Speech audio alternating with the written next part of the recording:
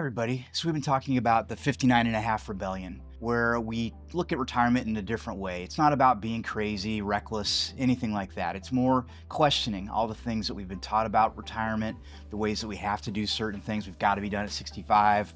Got to sign up for Social Security as soon as we can get it. All the different things that we hear, both in society, books that we read, things like that. Taking the 59 and a half year, if you're close to that or even near it, and saying, I'm going to do things a little bit differently. I'm going to understand what it's like to test drive retirement a little bit. I might even pull some money out of my IRAs, those kind of things, just to get a feel for what that decumulation is going to begin to feel like. All the different challenges that come with the challenges of retirement, but through a lens that says, I'm not going to come into this fear-based. I'm going to come into this understanding it. I'm going to have a plan, and I'm going to make the most of these years, and I'm going to start that as early as I can. I've been thinking a lot about this lately, and I think about a couple of retiree families that I've worked with over the years. One gentleman approached me in his mid-50s, was having a very, very difficult time at work, didn't like his supervisor, didn't like the way things were going with the company, and really wanted to retire. What I think he really wanted was just a different job, just a different path that he could take that would be a little more fulfilling. We went through the numbers. They didn't look great, I'll be honest. I said there's a lot of things that could go wrong here. We've got a 55-year-old that could live till he's 95. We have a 40-year path, a fixed bucket of money, and I'm not sure how that's going to work.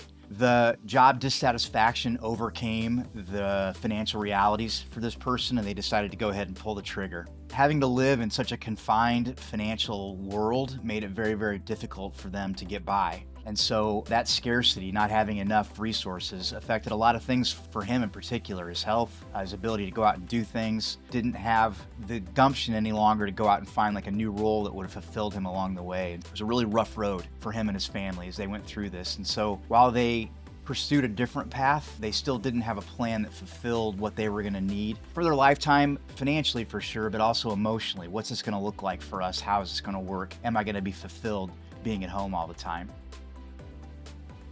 A second family that I worked with, we spent plenty of time on the financial side. Does this work? How's it going to go? They had a very, very clear path for how they wanted to live their second half of life. They decided they wanted to build a small home out in the country, a little bit a ways from everything. They wanted that kind of secluded life. They wanted to be in the woods, close to nature. He had run a nonprofit, and she had done some coaching and things like that. They both had the ability to still consult and stay engaged where they wanted to, but they could pretty much be done from the existing career path that they were on. Allowed young people to come into their roles and help mentor them. So as you can see, a very clear definition of what they wanted to do, how they wanted their retirement plan to look, and how they wanted to live their life as they move forward. It's been just a joy watching them as they've gone through this process now. They've made these dreams come true. They get to spend a lot of time with their grandkids. They're both still engaged in places that they want to. So getting to do this with hundreds of families, we've had the chance to see great successes and also areas where people need to be thinking about and hoping to improve.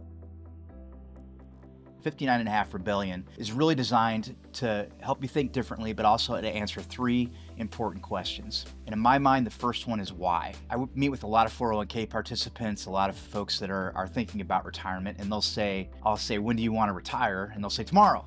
So almost every time we get the same answer, I want to be done right away. And then I'll usually follow up with, well, how come? Why is that? Why do you want to be done so quickly? And it can then unearth a few other things.